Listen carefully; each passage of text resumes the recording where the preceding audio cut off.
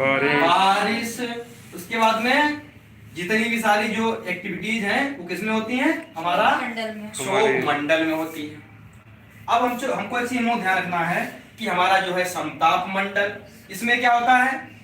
इसमें जो है तापमान कैसा रहता है? समान, हमेशा इक्वल रहता है, समान रहता है। ये हमको ध्यान रखना है। तो समताप मंडल में जो हम लोग बात करें तो यहाँ पर सबसे बड़ी जो हमारी हमको याद करना है ये घटना होती है, इसको हम लोग क्या बोलते हैं? यहाँ पर हमारे वायुमंडल में क्या उड़ते हैं? इसमें वायुयान उड़ते हैं। क्या उड़ते हैं? वायुयान उड़ते हैं। ये हमको ध्यान रखना है। तो वायुयान किसमें उड़ते हैं? समताप मंडल। क्योंकि यहाँ पर कोई क्या होगा? ना तो कोई मौसम खराब, ना तो कहीं तूफान आ रहा, ना कहीं आंधी आ रही। तो ये हमको ध्यान रखना है। उसके बाद में अगला हमारा जो होता है उसको बोलते हैं हम लोग क्या? मध्य मंडल, मेसोस्फीयर। तो इसमें क्या घटनाएं होती हैं? इसमें सारी घटनाएं होती हैं जो उल्का पिंड। क्या होते हैं? उल्का पिंड, जिनको हम लोग कह देते हैं पुच्छल तारे। तो ये भी हम लोग कह देते हैं। उसके बाद में आगे बढ़ते चले आएंगे। यहाँ हमारे क्या पाए जाते हैं? आयन। क्या पाए जाते हैं? आयन। बहुत सारे आयन पाए जाते हैं और इसी आयन के द्वारा क्या होता है? इसमें जो पृथ्वी पर प्रकाश आता है तो इसमें क्या होते हैं? बहुत सारे आयन इधर उधर विक्षेपित होते हैं। जब विक्षेपित होते हैं तो इसमें क्या होता है? इसीलिए आयन आपस में क्या टूटने लगते हैं। तो इसीलिए इसको हम लोग कहते हैं आयन मंडल। और इसमें जितनी सारी जो है आपकी रेडियो तरंगे पाई जाती हैं। तो रेडियो तरंगों घटना कहाँ होती है? ये हमारी आयन मंडल में होती है। उसके बाद में और आगे हम निकल जाएंगे तो हमारा क्या आता है? बहिर्मंडल।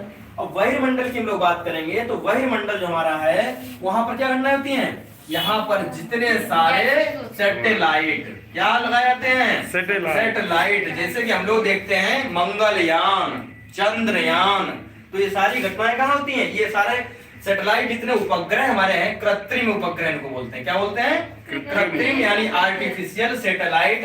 इनको कहाँ स्थापित किया जाता है?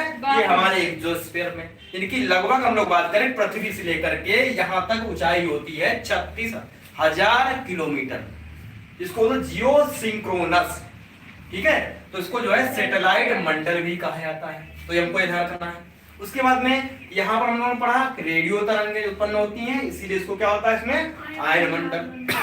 उसके बाद एक सबसे इंपॉर्टेंट चीज है, हमारे समताप मंडल में ही क्या पाया जाता है?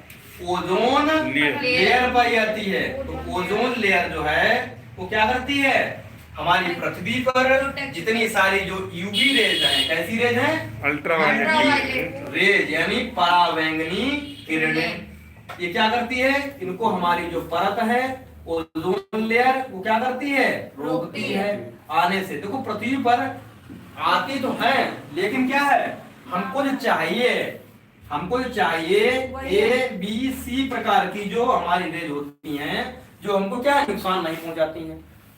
अब इसीलिए आपने देखा होगा हमारे जो ओजोन लेयर है इसी के कारण जो पृथ्वी पर सूर्य की किरणें कितने मिनट पहुंची हैं? 8 मिनट 16 या कहीं कहीं लिखा रहता है 20 सेकंड में। तो ये हमको ध्यान रखना है। तो हम लोगों ने देखा कि जो हमारी ओजोन लेयर है वो हमारी क्या है? पृथ्वी की, उसको रक्षा कवच भी कहा जाता है। क्या कहा जाता है? पृथ्वी का रक्षा कवच भी कहा जाता है। किसको? Ozone layer. तो हमारी क्या है? प्राकृतिक रूप से बनी हुई क्या है? एक पृथ्वी की मतलब जो रक्षा कवच है या इसको परत बोलते हैं हम लोग। तो क्या है? हमारे क्षोभ मंडल से ऊपर ही पाई जाती है। फिर दूसरी घटना में क्या देखी थी? इसमें क्या होता है? इसमें जो है वायुयान होते हैं, क्योंकि इसमें तापमान कैसा रहता है? इक्वल रहता है, एक समान रहता है। उसके बाद में हमने पढ़ा मध्य मंडल। तो मध्य मंडल में क्या होता है? उल्का पिंड जितने भी सारे हैं। उसके बाद आयन मंडल, इसमें क्या है? बहुत सारे छोटे छोटे आयन पाए जाते हैं। और आयन कैसे होते हैं? आयन जो है आपस में ये टकराते रहते हैं। तो इसमें यहाँ पर प्रकाश उत्पन्न करते हैं। तो हमारा यही क्या है? यानी नॉर्थ ध्रुव और साउथ ध्रुव में जो पृथ्वी पर है तो उसी की लपटें हमको दिखाई पड़ती हैं, ठीक है। उसी को हम लोग बोलते हैं आज दक्षिणीय दोलन और उत्तरी दोलन बोलते हैं, ठीक है। तो ये ध्यान रखना है। और सबसे बड़ी बात जो है हमको ये ध्यान रखना है, सैटेलाइट कहाँ उपस्थित होते हैं? हमारे जो है वायुमंडल। तो यहाँ तो आप सभी लोगों को समझ में आ गया होगा, ठीक है। तो आज का हमारा यही टॉपिक था। मिलेंगे फिर, तब तक के लिए धन्यवाद, थैंक यू।